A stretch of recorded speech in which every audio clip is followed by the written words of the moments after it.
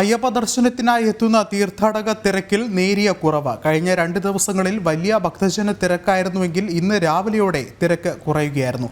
ഇന്ന് 70,000 തീർത്ഥാടകർ അയ്യനെ കാണാനായി ഓൺലൈനിൽ ബുക്ക് ചെയ്തു.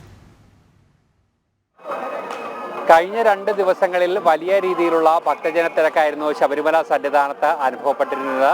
ആ ഒരു തിരക്കിന് നേരിയ ഒരു കുറവ് ഇന്ന് ഉണ്ടായിട്ടുണ്ട്. ഇന്ന് പക്ഷേ പുലർച്ചെ നട തുറന്നപ്പോൾ വലിയ രീതിയിലുള്ള ഒരു ഭക്തജന തിരക്കായിരുന്നു ഉണ്ടായിരുന്നത്. ആ ഒരു തിരക്കിന് ഇപ്പോൾ നേരിയ ഒരു കുറവുണ്ടായിട്ടുണ്ട്. ഭക്തർക്ക് സുഖമായ ഒരു ദർശനം 18ാം പടി സുഖമായി കയറി പോകാൻ പറ്റുന്ന ഒരു സാഹചര്യം ഇന്ന് രാവിലത്തെ അപേക്ഷ തിരക്കിന് ഒരു നല്ല രീതിയിലുള്ള കുറവ് ഉണ്ടായിട്ടുണ്ട്. എങ്കിലും 70,000-ഓളം തീർത്ഥാടകരാണ് ഇന്നും ശബരീശ ദർശനത്തിനായി ബുക്ക് ചെയ്തിരിക്കുന്നത്. വരുന്ന ഒരാഴ്ചത്തേക്ക് 70,000-ഓളം തീർത്ഥാടകർ സന്നിധാനത്തേക്ക് വരാനായി ബുക്ക് ചെയ്തിട്ടുണ്ട്. ഏതായാലും വരും ദിവസങ്ങളിലും തിരക്ക് കൂടാനുള്ള ഒരു സാധ്യത തന്നെയാണ് കാണുന്നത്. ഏറ്റവും ഒടുവിൽ ലഭിക്കുന്ന വിവരങ്ങൾ അനുസരിച്ച് 30,000-ഓളം തീർത്ഥാടകർ പമ്പയിൽ നിന്നും സന്നിധാനത്തേക്ക് കയറി എത്തുന്നു എന്നതാണ് ഏറ്റവും ഒടുവിലായി ലഭിക്കുന്ന വിവരം. എന്തായാലും വലിയ രീതിയിലുള്ള ഒരു ഭക്തജന തിരക്കായിരുന്നു വൃശ്ചിക പുലരിയിൽ സന്നിധാനത്ത് ഉണ്ടായിരുന്നത്. മണിക്കൂറുകൾ വരി നിന്നാൽ മാത്രമേ ശബരീശ ദർശനം സാധ്യമാകുന്ന ഒരു അവസ്ഥയിലേക്ക് എത്തുകയുണ്ടായിരുന്നുള്ളൂ. എന്തായാലും ആ ഒരു തിരക്കിന് നേരിയ ഒരു കുറവുണ്ടായിട്ടുണ്ട്. എന്തായാലും